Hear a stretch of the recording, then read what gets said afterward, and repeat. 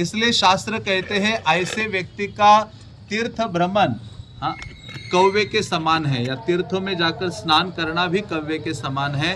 जो व्यक्ति केवल जाता है किसी धार्मिक स्थल में और वहां जाकर नदी या कुंड में तीर्थ में स्नान करता है और वापस चला जाता है, लेकिन वहां उपस्थित भक्तों से श्रवण नहीं करता, तो ऐसे व्यक्ति का धाम में जाना, तीर्थों में जाना विफल है। इसलिए भगवान राम को जब पता चला कि आपको वनवास में जाना है, तो भगवान राम नाचने लगे।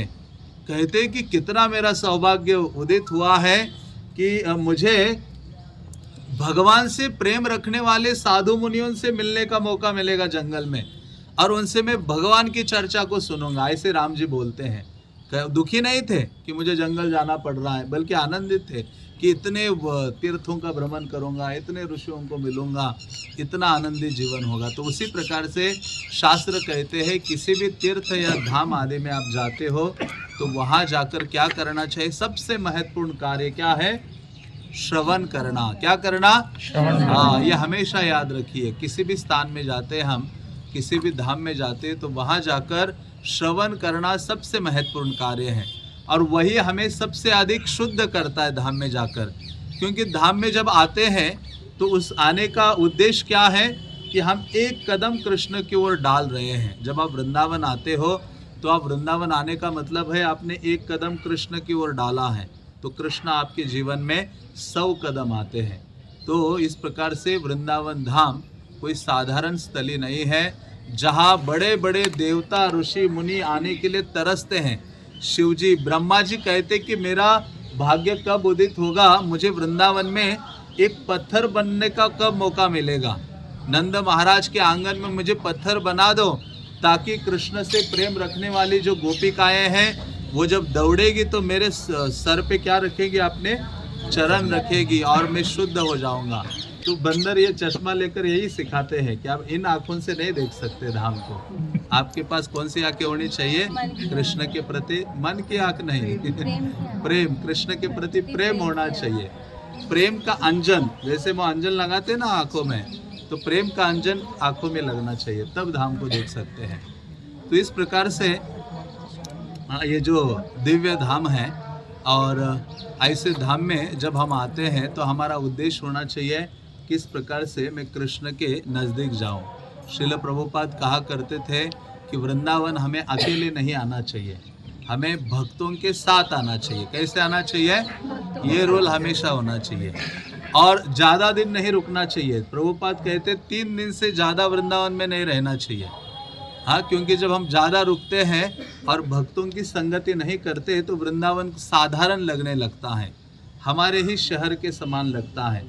फिर वृंदावन में कई प्रकार के हम अपराध करते हैं। इसलिए जब हम वृंदावन आते हैं तो हमेशा भक्तों की संगति में आए और ये भावना रखे, श्रवणम करने की भावना रखे, और दूसरी है तपस्या की भावना रखे। कौन सी भावना? तपस्या। क्योंकि वृंदावन शुद्ध होने के लिए है। किस लिए है?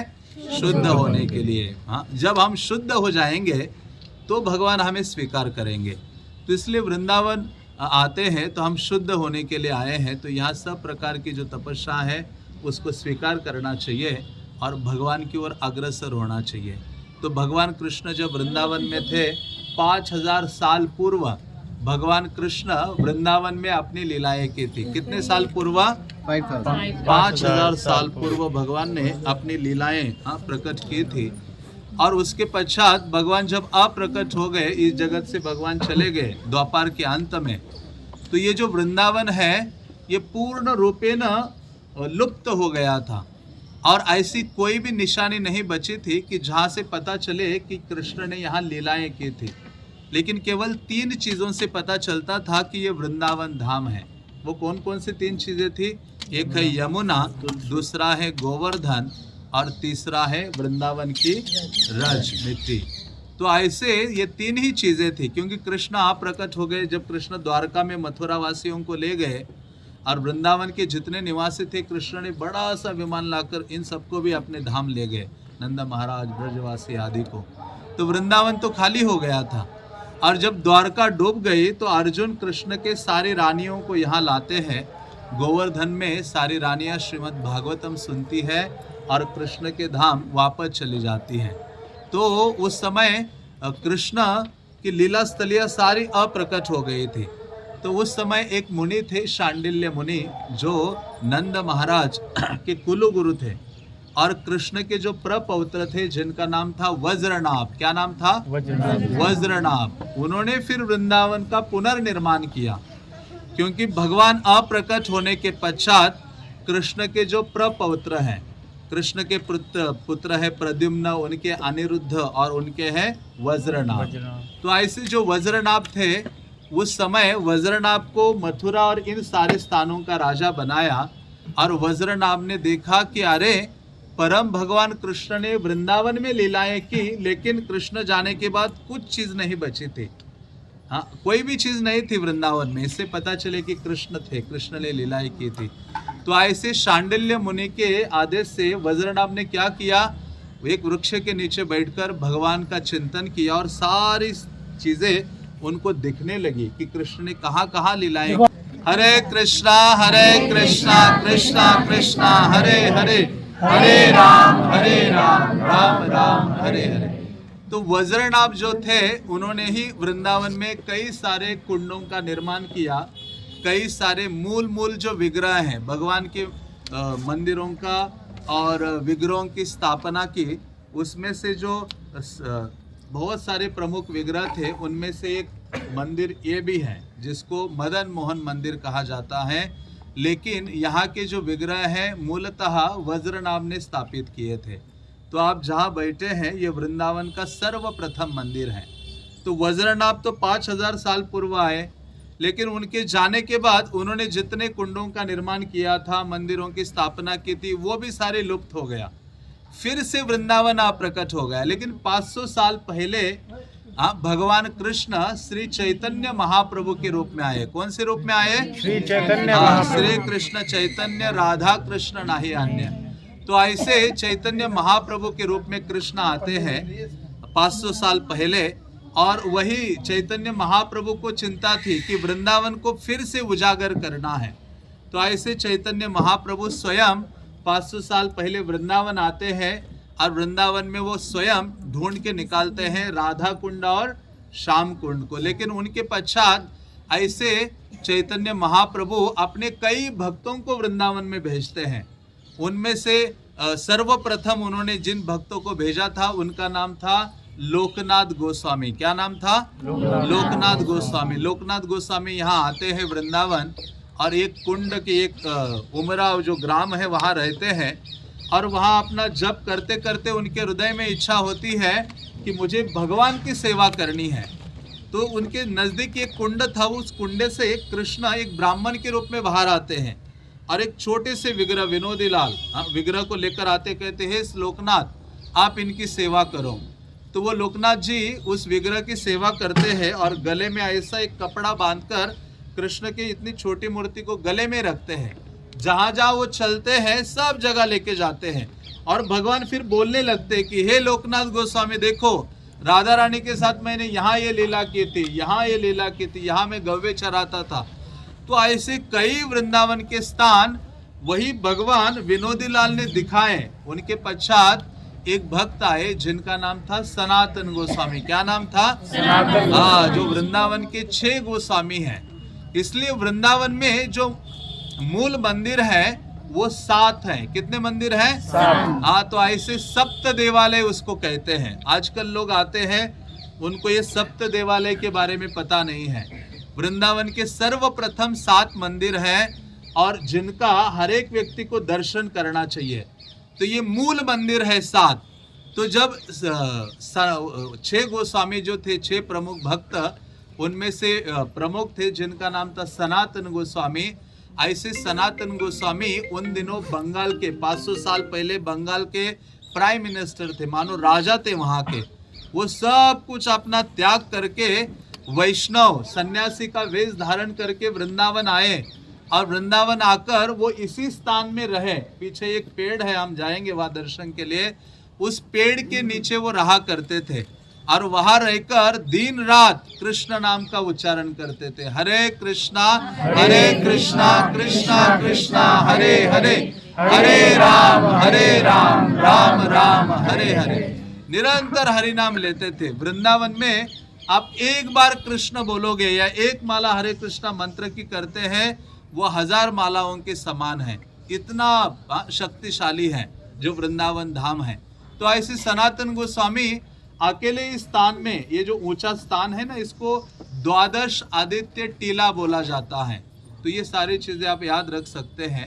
इस स्थान, ये जो थोड़ा सा ऊंचा पहाड़ी जैसा बना है, इसको द्वादश आदित्य टीला बोला जाता है। क्यों बोला जाता है?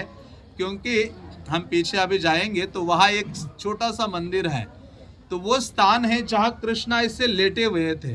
क्योंकि वो स्थान से आपको दिखाऊंगा, पीछे कालिया दह दिखाई देता है, जहाँ कालिया को भगवान ने दंडित किया और कृष्ण ने कालिया को दंडित करने के लिए जल के अंदर वो चले गए और भगवान को बहुत ज्यादा ठंड लग गई। इतनी ठंड लग गई कृष्ण को कि कृष्ण ऐसे कांप रहे थे और आकर यही जहां आप बैठे हैं, पीछे जो स्थान है वहां कृष्ण लेटे। आप देखो कितने आप भाग्यशाली हो कि आपको यहाँ आने का सौभाग्य मिला है, जहां कृष्ण लेटे हुए कालिया को मारने के बाद, और जब लेटे हुए थे तो एक ही सूर्य था ऊपर और वो उनको गर्मी दे रहा था, लेकिन उतनी गर्मी कृष्ण को प्राप्त नहीं हो रही थी।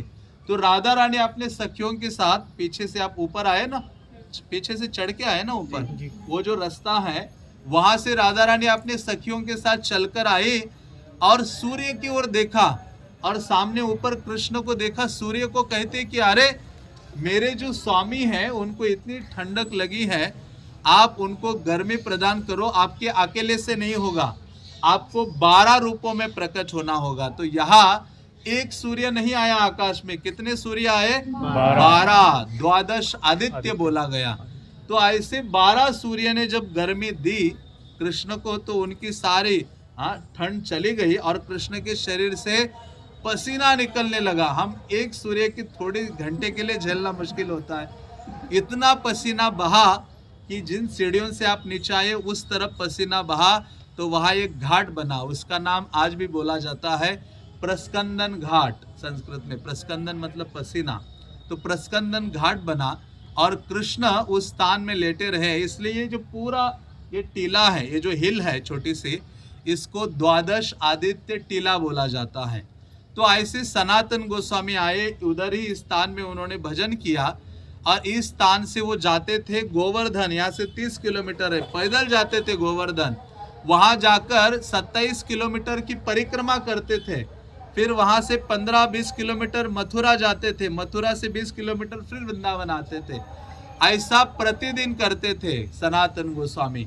और ऐसा करते करते ये ऐसे भक्त थे जिनकी गोवर्धन परिक्रमा करने के लिए बहुत निष्ठा थी।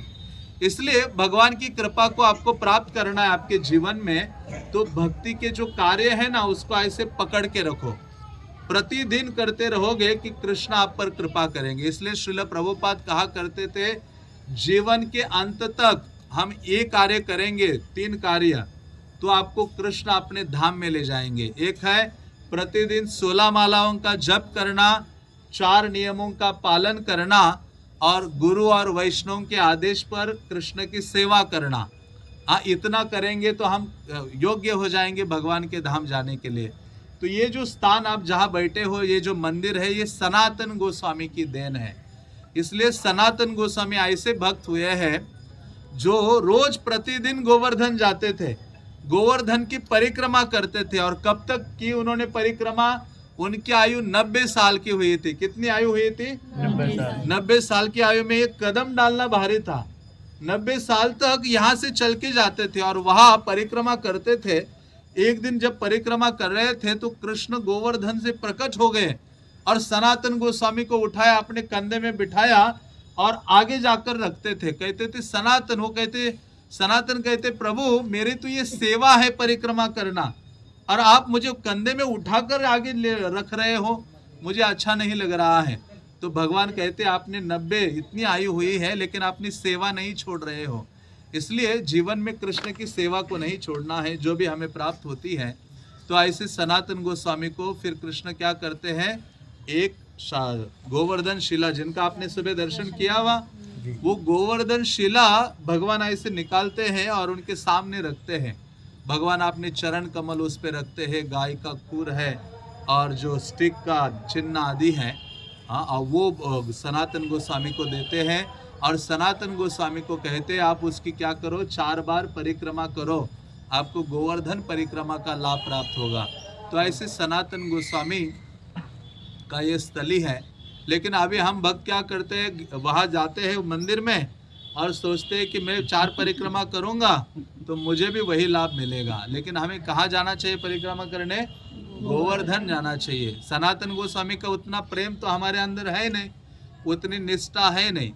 तो ऐसे सनातन गोस्वामी जब एक दिन परिक्रमा के बाद मथुरा गए तो एक घर में भिक्षा मांगने गए।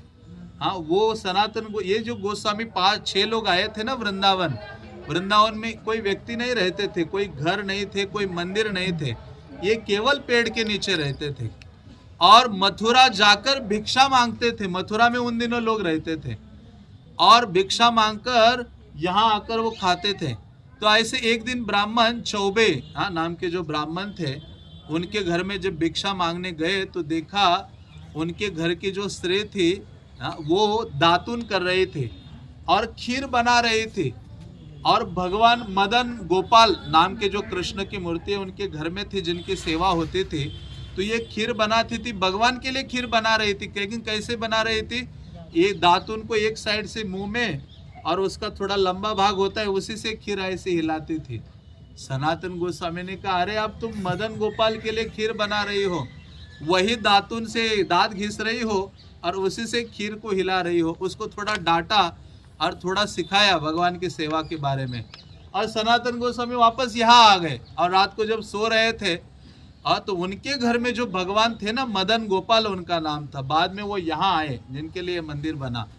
तो वो जो मदन गोपाल स्वप्न में आए, सनातन को कहते, अरे तुम्हारी हिम्मत कैसे हो गई मेरे भक्त को डांटने की, वो मेरी माता है, उनसे प्रेम से मैं स्वीकार करता हूँ, उसके जो बच्चे हैं उनके साथ में खेलता हूँ प्रतिदिन।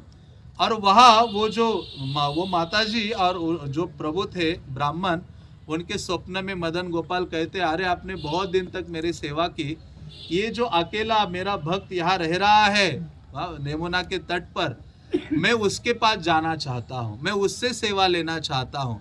आपके पास तो बहुत बच्चे हैं, अभी मैं चला जाता हूँ, बच्चों की सेवा करते रहो, मैं उससे सेवा लेना चाहता हूँ। तो कहने का तात्पर्य है, जब आपके अंदर कृष्ण की सेवा करने की डिजायर हो तो कृष्ण सारी फैसिलिटी आपको प्रोवाइड करते हैं। तो क्या होनी चाहिए, केवल राइट डिजायर होनी चाहिए। इसलिए प्रभुपाद कहा करते थे, कृष्ण के पास जाकर एक ही प्रार्थना करनी चाहिए, कृष्णा मुझे ऐसी डिजायर दो कि मैं राइट डिजायर आपके सामने प्रस्तुत कर सकूं, बस। अन्य कोई प्रार्थना नहीं करनी है, भगवान से यही प्रार्थना करनी है कि मैं कैसे अच्छी इच्छा आपकी सेवा की प्रकट कर सकूं, वो इच्छाएं मुझे दीजिए। तो ऐसे सनातन गोस्वामी दूसरे दिन सुबह उठे तो देखा कि वो ब्राह्मण और ब्राह्मणी, वो जो मदन गोपाल है, उनको लेकर आते हैं और फिर वो मदन गोपाल यहाँ रहने लगते हैं सनातन गोस्वामी के पास। हरे कृष्णा कृष्णा कृष्णा हरे हरे, हरे राम राम राम हरे। हम कहाँ थे अभी, किसको याद है हम कहाँ थे? याद है। तो जब लाके सनातन गोस्वामी को दिए, यहाँ सनातन गोस्वामी आनंदित हुए और वहाँ छोटा सा पेड़ है जिसके नीचे भगवान को उन्होंने रखा और भगवान की प्रतिदिन प्रेम से सेवा करने लगे। सनातन गोस्वामी के पास कुछ था नहीं, जो भी थोड़ा सा आटा वो लाते थे भिक्षा मांगकर, मधुकरी जिसको कहते हैं, और यमुना का जल, यमुना बिल्कुल जो सीढ़ी आप चढ़े ऊपर वहाँ तक यमुना बहती थी, वहाँ का यमुना का जल से वो एक छोटा सा गोला बनाते थे आटे का, उसको आग में डालते थे और वही मदन गोपाल को ऑफर करते थे। तो ऐसे उनका नाम बाद में मदन मोहन पड़ा, सनातन गोस्वामी ने उनको मदन मोहन नाम दिया। और जब वो उनको अर्पण करते थे, वो छोटा सा, उसको बाटी बोला जाता था ब्रज में। तो मदन गोपाल या मदन मोहन प्रतिदिन उसको खाते थे। एक दिन मदन मोहन ने कहा कि हे सनातन, आप प्रतिदिन मुझे दे रहे हो ये, लेकिन इसमें नमक नहीं है, कुछ नहीं है, कब तक खाओ ये ऐसी स्वाद रहित वस्तु। हाँ, तो सनातन गोस्वामी कहते हैं, देखो आज तुम नमक मांग रहे हो, कल घी मांगोगे, परसों शुगर मांगोगे, मसाले मांगोगे। मैं तो रहा एक सन्यासी, मेरे पास कुछ है नहीं, ये चुपचाप से जो दे रहा हो उसको खाओ। तो मदन मोहन शांत हो जाते हैं। और जब से सनातन गोस्वामी ने वो बाटी अर्पण करना शुरू किए थे, आज भी मदन मोहन को वही बाटी रोज अर्पित की जाती है, वैसे ही बनाकर छोटी सी। तो ऐसे सनातन गोस्वामी से वो सेवा स्वीकार करने लगे और सनातन गोस्वामी प्रेम से सेवा करने लगे। यहाँ पीछे तो देखा कि यहाँ आसपास कोई स्वीट वाटर नहीं था पीने के लिए, तो सनातन गोस्वामी को दूर जाना पड़ता था। तो भगवान ने क्या किया, यहाँ पीछे अपनी बांसुरी को ऐसे डाला नीचे, बांसुरी से एक छोटा सा इतने साइज का कुआं बना, आज भी है, और उसमें से मीठा वाटर जो पानी है सनातन गोस्वामी को प्राप्त हुआ और सनातन गोस्वामी उसको पान करने लगे। तो ऐसे सनातन गोस्वामी प्रतिदिन यहाँ सेवा करते थे। एक दिन पंजाब से एक धनी व्यक्ति जहाज से जा रहा था आगरा के लिए, अपना व्यवसाय करने के लिए, कुछ सेल बेचने के लिए सामान। तो जब यहाँ नज़दीक आया तो उसकी नाव यहाँ पूर्ण रूप से नीचे धंस गई, हिल ही नहीं रही थी। तो किसी ने कहा कि यहाँ एक साधु इस स्थान में बैठते हैं, उनसे प्रार्थना करो, आपकी नाव शायद ऊपर आकर चलने लगेगी। तो वो यहाँ आते हैं, सनातन गोस्वामी को प्रणाम करते हैं। वो कहते हैं कि आप कृपा कीजिए। सनातन गोस्वामी कहते हैं मेरे पास तो कोई सिद्धि नहीं है, लेकिन मेरे जो मदन मोहन है ना, वो आप पर कृपा कुछ कर सकते, उनको प्रार्थना करो। जैसे मदन मोहन को प्रार्थना की तो वो नाव ऊपर आ जाती है, जल आता है यमुना में। और सनातन गोस्वामी, वो जो व्यक्ति है जिनका नाम था कृष्णदास कपूर, वो क्या करते हैं, अपनी जहाज लेके जाते हैं आगरा में, बहुत बिजनेस करके इतना धन आता है कि पूरी नाव धन से भर जाती है। और जब वो यहाँ आता है, वो कहता है सनातन गोस्वामी के पास आकर कि ये जो धन है मैं अपने घर नहीं ले जाऊंगा, जितना धन ये नाव भरकर मुझे प्राप्त हुआ है, हे सनातन गोस्वामी, मैं आपकी सेवा में देना चाहता हूँ। सनातन गोस्वामी को कहते मुझे कोई आवश्यकता नहीं है, मैं तो पेड़ के नीचे रहता हूँ, लेकिन मुझे देखा नहीं जा रहा है, मेरे जो मदन मोहन है ना, वो भी पेड़ के नीचे रह रहे हैं।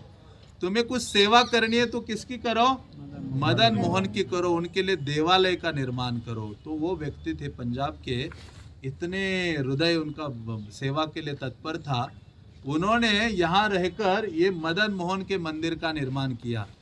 पूरे वृंदावन का सबसे पहला मंदिर कौन सा है, मदन मोहन का मंदिर है, यही है पहला मंदिर वृंदावन का। इसके बाद जितनी सारी चीजें हैं, तो ये सबसे पहला मंदिर वृंदावन का मदन मोहन का मंदिर बना। और ये मंदिर बनने के पश्चात सनातन गोस्वामी इतने आनंदित हो गए, उन्होंने मदन मोहन को यहाँ स्थापित किया। उनका नाम मदन मोहन क्यों पड़ता है, क्योंकि मदन का अर्थ होता है कामदेव, और मोहन, मोहन का मतलब क्या है, काम, हम सबको आकर्षित करता है। जो कामदेव है सारे संसार के जीवों को आकर्षित करता है, काम के कारण ही तो सारे जीव एक दूसरे से बंधे हुए हैं। इसलिए तीन चीजों से सावधान रहना है, मैं हमेशा बोलता हूँ, त्रिबीज, ब्रजवासी, बंदर और बाबा जी, इनसे ज्यादा नजदीक भी नहीं और दूरी भी नहीं। मतलब ज्यादा नजदीक जाने का प्रयास नहीं करो, अपना एक क्या बोलते हैं उसको, सेफ डिस्टेंस हमेशा रखो। तो ऐसे जो सनातन गोस्वामी हैं,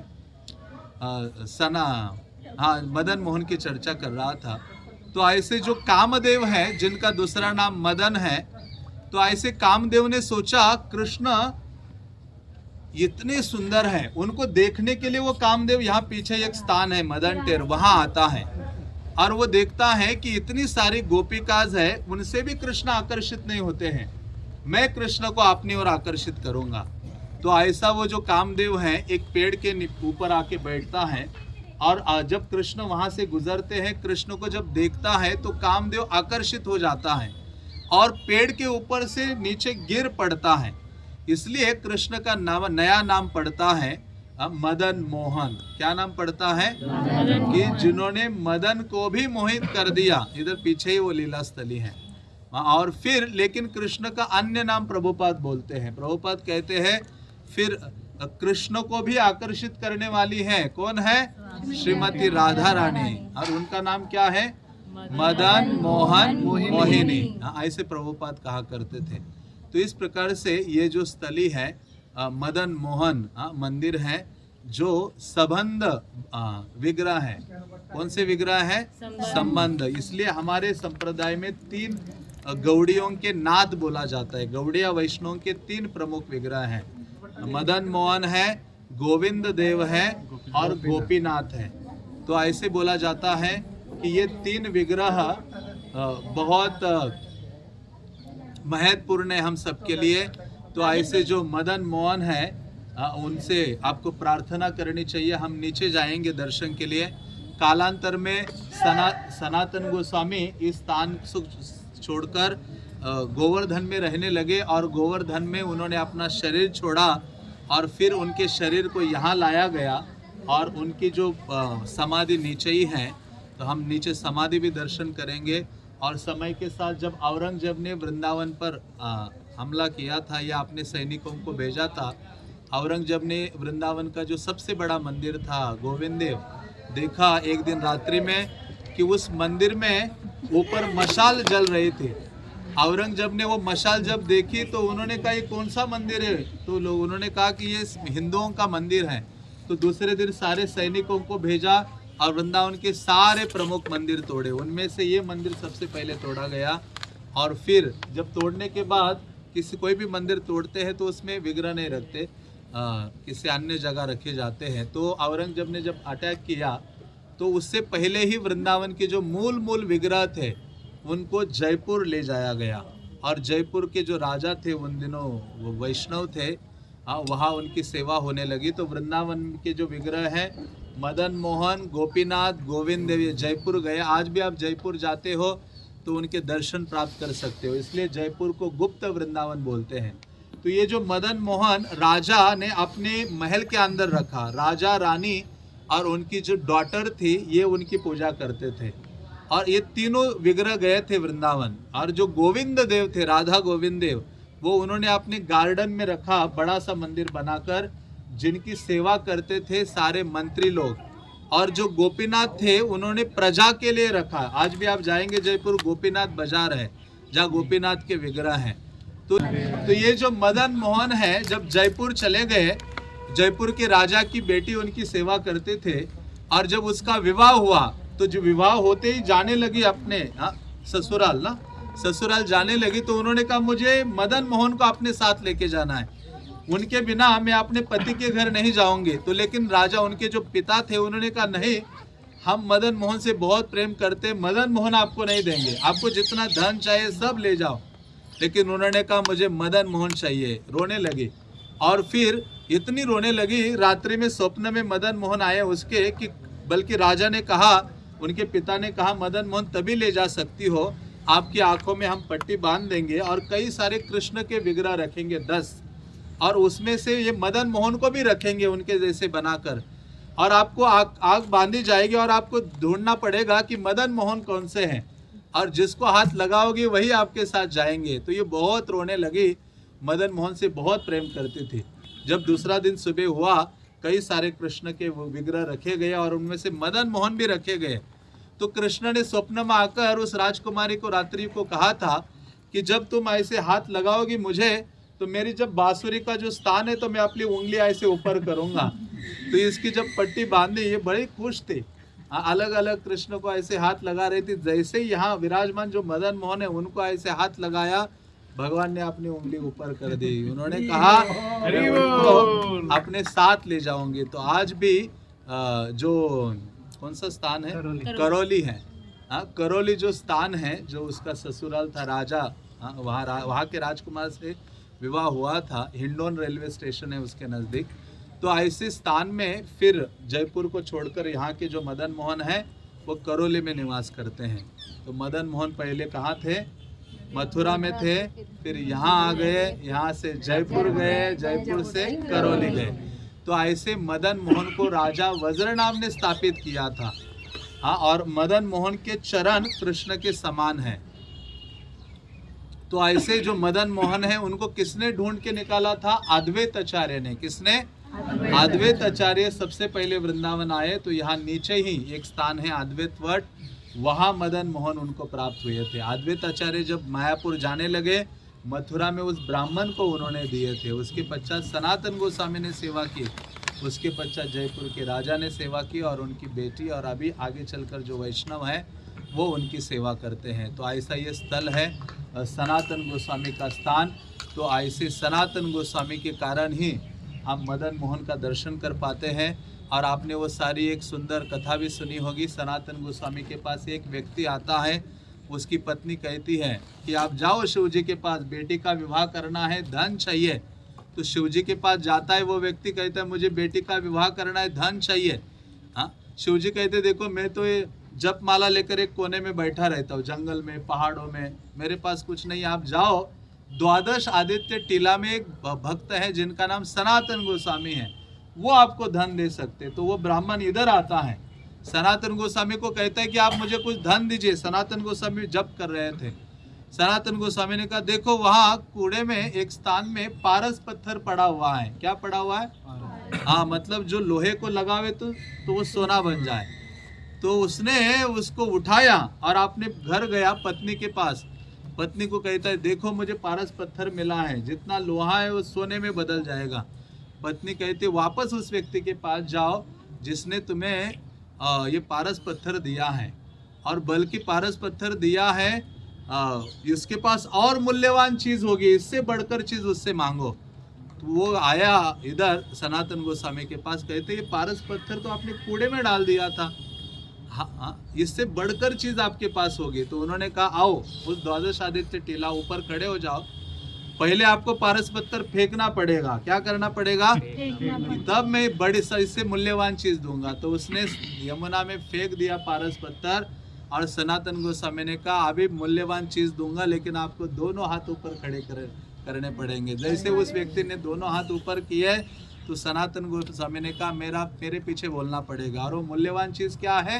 हरे कृष्णा कृष्णा कृष्णा हरे हरे, हरे राम राम राम हरे हरे। इसलिए भक्ति विनोद ठाकुर कहते हैं नाम बिना किछु नाहि कार, 14 भुवन माझे। हरि नाम के बिना श्रेष्ठ चीज इस 14 प्लैनेटरी सिस्टम में कोई और नहीं है। इसलिए हाँ, सबसे बुद्धिमान व्यक्ति वो है जो भगवान के नाम को अपना असली धन बनाता है। इसलिए आप सब बहुत भाग्यशाली हो कि राधा रानी ने आपको बुलाया है अपने धाम में, कृष्ण ने आपको बुलाया है। भगवान की कृपा के बिना कोई भी व्यक्ति वृंदावन आ नहीं सकता है और उनका दर्शन नहीं कर सकता है। तो आप बहुत सौभाग्यशाली हो, वृंदावन आए हो। और वृंदावन में भी सबसे महत्वपूर्ण स्थली कौन सा है? ये द्वादश आदित्य टीला है, जहाँ चैतन्य महाप्रभु के महान भक्त सनातन गोस्वामी रहे हैं और उन्होंने सबको महानतम शिक्षा प्रदान की है। तो आप मदन मोहन का नीचे उसके, क्योंकि ये मंदिर टूटा तो फिर नया मंदिर नीचे बना है। हाँ, जनरली डिवोटीज को पता नहीं होता, जाते नहीं है। तो बहुत सुंदर विग्रह है मदन मोहन के। अभी ये जो श्रावण चल रहा है, फिर अभी 14 को हरियाली तीज आएगी। अभी ये सारे बेस्ट फेस्टिवल डेज है वृंदावन के। पूरे भगवान ऐसे सजते धजते, झूलन यात्रा आएगी, झूलन में सजेंगे। तो वृंदावन तो उत्सव का स्थान है। हाँ, भगवान से प्रीति रखते हैं। तो ऐसा ये जो वृंदावन है, श्रील प्रभुपाद कहते हैं कि हम अपने हृदय को हमें क्या करना चाहिए? वृंदावन बनाना चाहिए। हम चाहे दिल्ली में रहे या किसी स्थान में रहे, तो वृंदावन कैसे बना सकते हैं अपने हृदय को? भक्तों के संगति में, वहाँ हम हरि नाम लेंगे, कृष्ण कथा सुनेंगे, सेवा करेंगे, तो अपने हृदय को भी हम वृंदावन बना सकते हैं। हरे कृष्णा कृष्णा कृष्णा हरे हरे, हरे राम राम राम हरे हरे, हरे कृष्णा कृष्णा कृष्णा हरे राम राम हरे हरे, हरे कृष्णा कृष्णा कृष्णा हरे हरे, हरे राम राम राम हरे हरे। वृंदावन धाम के जय, सनातन गोस्वामी के जय, श्री राधा मदन मोहन के जय, द्वादश आदित्य टीला के जय, यमुना मैया के जय, पतित पावन श्रील प्रभुपाद के जय, निताई गौर प्रेमानंदे। चलकर दर्शन करेंगे जो जो आपने सुना है।